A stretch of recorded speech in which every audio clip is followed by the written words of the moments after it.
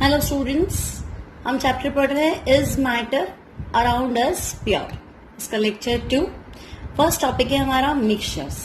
अब मिक्सचर्स क्या होता है, तो अगर हम कोई भी दो चीजों को आपस में मिक्स कर दें किसी भी प्रोपोर्शन में, तो उस कॉम्बिनेशन को हम क्या बोलेंगे, मिक्सचर। जैसे हमने शुगर और सॉल्ट को मिक्स कर दिया है ना, किसी भी रेशियो आप 1:1 रखो, 1:2, कुछ भी, तो mixture are formed by just mixing two or more pure substances such that each substance retains its own chemical identity। मान लो मैंने शुगर और सॉल्ट को मिक्स कर दिया, अब ये मिक्सचर है, कोई भी प्रोपोर्शन में आप मिक्स कर दो। अब मान लो मैंने इसको वाटर में डिसॉल्व कर दिया, तो वाटर जो है वो शुगर का टेस्ट भी शो करेगा एज वेल एज सॉल्ट का टेस्ट भी क्या करेगा, शो करेगा। यानी कि शुगर और सॉल्ट दोनों अपनी आइडेंटिटी रिटेन कर रहे हैं, है ना।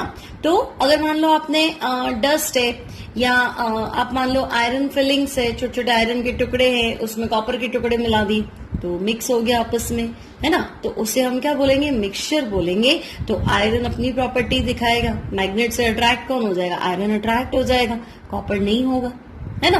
तो कोई भी दो या दो से ज्यादा प्योर सब्सटेंस को आप किसी भी प्रोपोर्शन में मिला दो और वो कॉम्बिनेशन जो है वो अपनी प्रॉपर्टी दिखा रहा है, हर कोई अपनी अपनी प्रॉपर्टी रख रहा है ना, शो कर रहा है, तो उसे हम बोलेंगे मिक्सचर।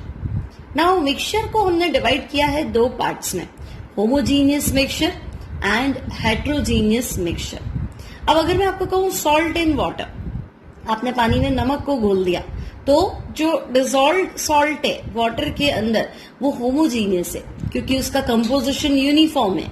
आप देख के नहीं बता सकते कि इसमें सॉल्ट डिसॉल्व है ना। तो ऐसा मिक्सचर कि दोनों सब्सटेंस मिक्स होने के बाद में एक ही कंपोजिशन, एक ही फेज रखे, थ्रू आउट क्या हो, कंपोजिशन सेम हो, तो उसे हम कहेंगे homogeneous composition, homogeneous mixture, like salt in water, sugar in water.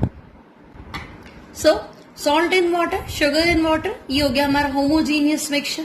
अब मैं आपसे कहूं कि हेट्रोजीनियस मिक्सचर, तो मान लो आपने वाटर में ऑयल मिला दिया, तो अब मिक्स तो हो गया ऑयल इन वाटर, या ऑयल में वाटर मिला दिया यानी वाटर इन ऑयल, तो वो भी मिक्स तो हो गया, लेकिन कंपोजिशन यूनिफॉर्म का है।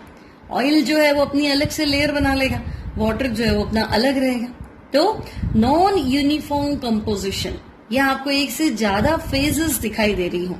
For example mixture of salt and iron filling, तो अगर आपने आयरन फिलिंग मतलब लोहे के छोटे छोटे टुकड़े, उसमें सॉल्ट मिक्स कर दिया, तो उससे क्या, सॉल्ट की प्रॉपर्टी अलग है, सॉल्ट को आप अलग से देख पा रहे हैं और आयरन फिलिंग्स आपको अलग से दिखेगी, है ना।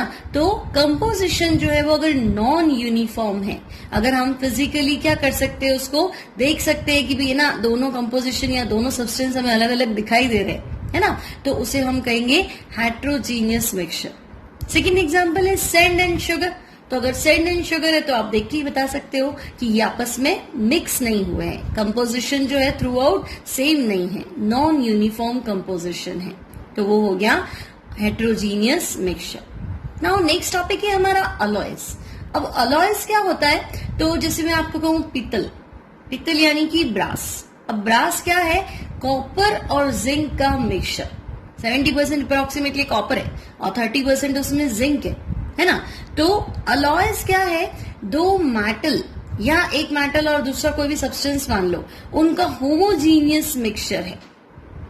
Alloys are homogeneous mixture of metal और mixture of metal and another element that can not be separated into their components by physical methods. जैसे आपने पित्तल का कोई बर्तन ले लिया है ना, तो आप फिजिकल मेथड से कॉपर और जिंक को अलग नहीं कर सकते, ठीक है।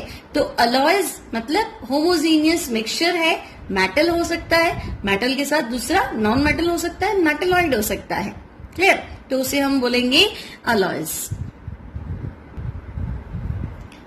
नाउ एग्जाम्पल्स ऑफ अलॉयज, ठीक है। अलॉयज क्या होते हैं, तो मैंने आपको बताया मिक्सर है, मेटल का मिक्सचर है, आपस में मेटल नॉन मेटल भी हो सकता है। तो फर्स्ट एग्जांपल है स्टील। अब स्टील के जो बर्तन हम काम में लेते हैं उसमें मैक्सिमम पार्ट, इवन आप कह सकते हैं 99% से भी ज्यादा उसमें आयरन मेटल होता है, लेकिन साथ में उसमें 0.5% के अराउंड कार्बन होता है। तो कार्बन क्या है, नॉन मेटल, आयरन क्या है? मेटल। लेकिन स्टील को जब आप देखते हो तो आपको ऐसा नहीं लगता कार्बन अलग है, आयरन अलग है ना? थ्रू आउट सेम कंपोजिशन है, यूनिफॉर्म फेस है, होमोजीनियस मिक्सचर है। नेक्स्ट है ब्रॉन्ज। अब ब्रॉन्ज होता है copper plus acid. Copper metal है, एसिड मतलब टिन, वो भी क्या है? मेटल है। इनके होमोजीनियस मिक्सचर को हम बोलते हैं ब्रॉन्ज। थर्ड एग्जाम्पल भी है ब्रास। ब्रास क्या है? तो जिसे अपन डेली लाइफ में पीतल बोलते हैं, that is mixture of copper 70% and zinc 30%। Now our next topic is compounds. अब कंपाउंड्स क्या होते हैं? तो मैं आपको कहूं कि वाटर एक कंपाउंड है, एक मॉलिक्यूल है ना? कार्बन डाइऑक्साइड एक कंपाउंड है। कार्बन डाइऑक्साइड का फॉर्मूला क्या है? CO2। सल्फर डाइऑक्साइड का फॉर्मूला क्या है? SO2। तो कंपाउंड मतलब कॉम्बिनेशन, लेकिन ये कॉम्बिनेशन फिक्स्ड रेशियो में होना चाहिए। अब इसमें 2 और मोर देन 2 एलिमेंट्स पार्टिसिपेट कर सकते हैं। सो कॉम्बिनेशन ऑफ 2 और more than 2 elements in a fixed ratio, है ना, कंबाइंड केमिकली, मतलब उनमें रिएक्शन होकर कुछ नया बनना चाहिए। तो ऐसे मिक्सचर को हम बोलेंगे कंपाउंड, जिसमें 2 एलिमेंट, 2 से ज्यादा एलिमेंट एक फिक्स्ड रेशियो में केमिकली कंबाइन होते हैं और कुछ नया बनाते हैं। अब जैसे मैंने आपसे कहा कार्बन और ऑक्सीजन कंबाइन होके बन गया कार्बन डाइऑक्साइड CO2। तो CO2 में कार्बन 1 है, ऑक्सीजन एटम 2 है, तो कार्बन और ऑक्सीजन का रेशियो है 1:2। लेकिन जो कार्बन डाइऑक्साइड है उसमें कार्बन की अलग से प्रॉपर्टीज नहीं है, ऑक्सीजन की अलग से प्रॉपर्टी नहीं है ना? क्योंकि ऑक्सीजन क्या करता है? Support to combustion. कोई चीज को जलाना है तो आपको क्या चाहिए? ऑक्सीजन। अब कार्बन जो है वो ब्लैक होता है, लेकिन कार्बन डाइऑक्साइड दोनों ही काम नहीं करती। कार्बन डाइऑक्साइड एक कलरलेस गैस है और कार्बन डाइऑक्साइड कभी भी कंबशन में सपोर्ट नहीं करती, उल्टा कार्बन डाइऑक्साइड तो आग बुझा देती, है ना? तो जब आपने कंपाउंड बना लिया तो जो इंडिविजुअल एलिमेंट्स है जिनसे वो मिलके बना है वो उनकी प्रॉपर्टी रिटेन नहीं करेगा। अब आपने कुछ नया ही बनाया है, ये नया सब्सटेंस है। फॉर एग्जाम्पल सोडियम क्लोराइड, जिसे आप बोलते हैं नमक। तो सोडियम क्लोराइड का फॉर्मूला है NaCl। अब सोडियम जो है उसको तो हम हवा में भी नहीं रख सकते, वो आपको केरोसिन में रखना पड़ता है। और क्लोरीन जो है दैट इज नॉन मेटल, वो गैस है। लेकिन ये उनका मिक्सचर है ना, एक फिक्स्ड रेशियो में, जिसे हमने बोला है कंपाउंड NaCl, लेकिन वो तो नमक है ना? तो इंडिविजुअल जिन एलिमेंट से वो बना है, कंपाउंड कभी भी उन एलिमेंट्स की प्रॉपर्टी को नहीं शो करता है। अब एक नया कंपाउंड है, एक नया कॉम्बिनेशन है जो दोनों एलिमेंट्स के केमिकली कंबाइन होने से बना है।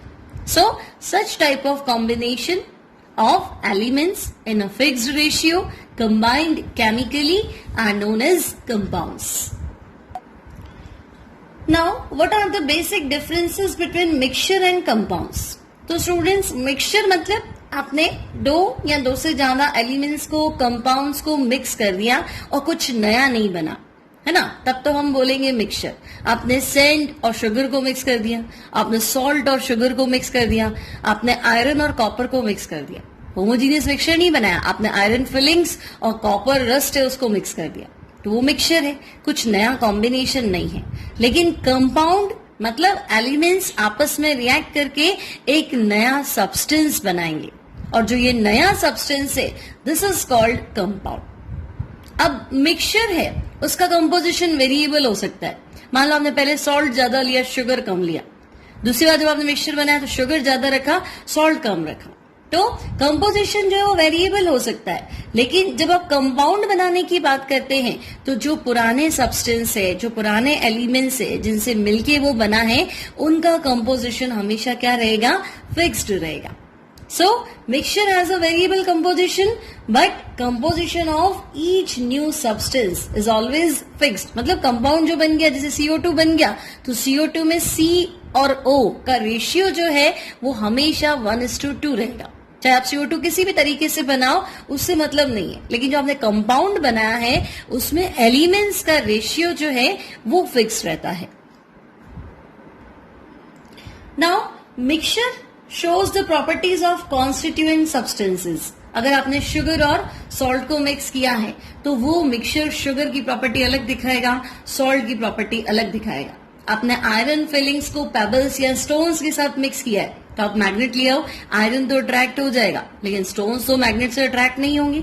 तो मिक्सचर हमेशा अपने कॉन्स्टिट्यूएंट एलिमेंट्स की प्रॉपर्टीज को रिटेन करता है, लेकिन जो कंपाउंड है वो अपने एलिमेंट्स जिनसे वो बना है उनकी प्रॉपर्टीज को रिटेन नहीं करता है, उनसे टोटली डिफरेंट होता है। मैंने आपको कहा था carbon dioxide, carbon dioxide CO2 है ना, तो कार्बन ब्लैक होता है लेकिन CO2 कलरलेस गैस है। अब ऑक्सीजन कंबशन में हेल्प करती है, कोई चीज को जलाना हो तो ऑक्सीजन की प्रेजेंस कंपल्सरी है, लेकिन कार्बन डाइऑक्साइड जो है वो जलाने में नहीं, इवन वो तो फायर एक्सटिंग्विशर का काम करती है ना। कोई चीज को बुझाना हो तो कार्बन डाइऑक्साइड गैस चाहिए। तो कार्बन डाइऑक्साइड जिन सब्सटेंस से, जिन एलिमेंट से मिलके बनी है उनसे टोटली क्या है, डिफरेंट है, वो कभी भी उनकी प्रॉपर्टीज को कैरी नहीं करती है। अब आपका जो मिक्सचर है उसको आप बहुत इजीली, बहुत सिंपल फिजिकल मेथड से क्या कर सकते हैं, सेपरेट कर सकते हैं। लेकिन जो आपके पास कंपाउंड बन गया है उसको आप किसी भी फिजिकल मेथड से तो कम से कम सेपरेट नहीं कर सकते। So, the constituents can be separated only by chemical or electrochemical reaction. अब इलेक्ट्रोकेमिकल मतलब मान लो NaCl है, NaCl सोडियम क्लोराइड जिसे हम डेली लैंग्वेज में नमक बोलते हैं।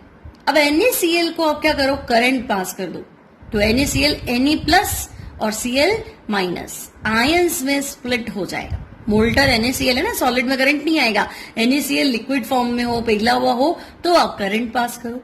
तो इलेक्ट्रोकेमिकल रिएक्शन मतलब जब आप करंट पास करोगे तो दोनों उसके आयंस अलग हो जाएंगे, फिर ऑक्सीडेशन रिडक्शन रिएक्शंस के थ्रू सोडियम अलग हो जाएगा और क्लोरीन गैस अलग हो जाएगा। लेकिन कोई ऐसा फिजिकल मेथड नहीं है। आप सोचोगे मैं सॉल्ट को ब्रेक करता चलूं Na अलग हो जाए, Cl अलग हो जाए, तो दैट्स नॉट पॉसिबल।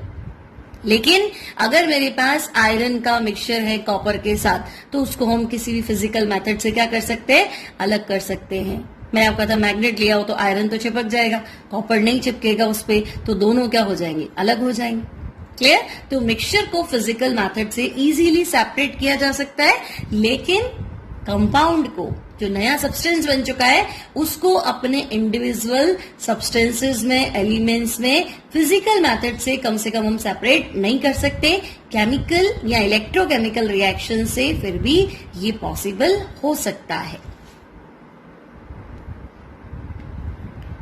अब हमारा नेक्स्ट टॉपिक है फिजिकल एंड केमिकल चेंज। अब स्टूडेंट, फिजिकल चेंज यानी अगर मैं आपको कहूं आपने बर्फ रख दिया है ना रूम टेम्परेचर पे, तो बर्फ पिघल के पानी हो जाएगा, तो मेल्टिंग ऑफ आइस। अब पहले आइस क्या था, सॉलिड, अब वो मेल्ट हो गया, पानी बन गया, तो अब आइस क्या हो गया, लिक्विड। तो हमने देखा शेप में चेंज आ गया है ना, जो उसका स्ट्रक्चर था उसमें चेंज आ गया। ठीक है, अब उसका फिजिकल स्टेट पहले सॉलिड था, अब क्या हो गया, लिक्विड हो गया। तो शेप चेंज हो सकता है, साइज बदल सकता है, फिजिकल स्टेट चेंज हो सकता है, बहुत बार कलर भी चेंज हो जाता है ना, लेकिन केमिकल चेंज नहीं होता। मतलब आइस क्या है, H2O सॉलिड, और वाटर क्या है, H2O लिक्विड। तो पहले भी फॉर्मूला H2O था, अब भी फॉर्मूला H2O है, मतलब पहले भी था तो वाटर ही ना, जो कॉम्बिनेशन था वो क्या था, H2O है ना, लेकिन आइस था तो ये सॉलिड था। अब पानी बन गया तो H2O क्या हो गया, लिक्विड हो गया। तो फिजिकल स्टेट में जरूर चेंज आता है, लेकिन केमिकली है ना, जिन सब्सटेंस से, जिन एलिमेंट से मिलके वो बना है, उनमें रेशियो में कोई फर्क नहीं आता है। तो फिजिकल चेंज यानी ऐसा चेंज जब फिजिकल प्रॉपर्टीज चेंज हो जाए, लाइक शेप, बर्फ पिघल गई तो शेप बदल गया है ना, साइज चेंज हो जाएगा, कलर वो भी चेंज हो सकता है, स्टेट ऑफ द सब्सटेंस मतलब सॉलिड, लिक्विड, गैस, ये जरूर चेंज हो जाएगा, लेकिन no new substance is formed. पहले भी H2O था, अब भी H2O है, कुछ नया नहीं बना। एग्जाम्पल हम कह सकते हैं melting of ice, boiling of water. अब वाटर बॉईल हो गया तो पहले वाटर क्या है, लिक्विड, और बाद में क्या हो जाएगा, वाटर गैस। तो फॉर्मूला तो वही रहेगा। तो these are physical change. Now chemical change. अब केमिकल चेंज में क्या होगा, तो हम कहेंगे कंप्लीट प्रॉपर्टीज जो है, चाहे वो फिजिकल प्रॉपर्टीज हो चाहे केमिकल प्रॉपर्टीज हो, कंपाउंड टोटली क्या हो जाएगा, चेंज हो जाएगा। A substance is said to undergo chemical change when a new substance with completely new properties whether physical और chemical is formed. For example burning of wood और paper. अब paper जो है वो होता है सेल्यूलोज, लेकिन जब वो बर्न हो गया है ना, वुड जो है वो भी सेल्यूलोज, अब जब वो बर्न हो गया तो आपने क्या देखा, वो तो पूरा धुआं बन के अलग हो गया है ना, तो उसका सारा जो कंपोजिशन है वो चेंज हो जाएगा। और फिजिकल प्रॉपर्टीज तो बिल्कुल चेंज हो जाएंगी। पहले वुड आपका सॉलिड था, अब बर्न हो गया तो गैस फॉर्म में कन्वर्ट हो गया। कागज जो है वो बिल्कुल क्या हो गया, पाउडर फॉर्म में कन्वर्ट हो गया। तो फॉर्मूला भी चेंज, फिजिकल प्रॉपर्टीज भी चेंज। जब हम किसी चीज को बर्न करते हैं तो वो ऑक्सीजन से कंबाइन हो जाता है, तो वुड का जितना भी कार्बन था वो CO2 बना के उड़ जाएगा। जितने भी उसमें हाइड्रोजन एटम थे वो H2O वाटर वेपर बना के इवेपोरेट हो गए, है ना, बॉइल क्या बोलते हैं अपन, गैस फॉर्म में कन्वर्ट हो गए। तो कंपाउंड फिजिकली भी चेंज हो गया और केमिकली भी चेंज हो गया। Now souring of milk. अब मान लो दूध से आपने दही बना दिया, तो प्रॉपर्टीज आपको पता ही है, दूध एकदम थोड़ा सा स्वीट होता है, और सॉवरिंग हो गया मतलब कर्ड बन गया, तो उसकी प्रॉपर्टीज क्या, सॉर हो गया, खट्टा हो गया, है ना। तो उनकी physical properties as well as chemical properties, है ना। मिल्क लिक्विड फॉर्म में, कर्ड जो है वो लिक्विड तो नहीं कह सकते हम उसको, फेस थोड़ा गाढ़ा हो जाता है, थोड़ा उसमें चेंज आ जाता है ना, टेस्ट में चेंज आ जाता है। अब मिल्क में प्रोटीन होता है, लेकिन जब आप कर्ड की बात करते हैं तो उसमें एसिड होता है, ठीक है। तो फिजिकल और केमिकल दोनों ही प्रॉपर्टीज जब बदल जाती हैं तो इस तरह के चेंज को हम कहते हैं केमिकल चेंज। नाउ हमारे पास एक प्रॉब्लम है, explain why air is considered a mixture and not a compound. अब एयर को हमने मिक्सचर माना है, कंपाउंड नहीं माना है। तो स्टूडेंट्स, एयर का कंपोजिशन हमें पता है, एयर में ऑक्सीजन होता है 21% के अराउंड, नाइट्रोजन 79%, उसके बाद carbon dioxide, inert gases like argon, neon, है ना, हीलियम एक्सेट्रा, बहुत सारी गैसेस होती है, वाटर वेपर भी होते हैं, सेंट पार्टिकल्स भी होते हैं। तो हम अगर देखें तो एयर को जब हम सेपरेट करने के बारे में सोचे, उसके कॉन्स्टिट्यूएंट्स में सेपरेट करने के बारे में सोचे, तो सारे कॉन्स्टिट्यूएंट्स वो हम अलग कर सकते हैं, है ना, ऑक्सीजन, नाइट्रोजन और जो भी उसके कॉन्स्टिट्यूएंट्स है, उसमें एयर को फिजिकल प्रोसेस या फ्रैक्शनल डिस्टिलेशन के थ्रू हम क्या कर सकते हैं, सेपरेट कर सकते हैं।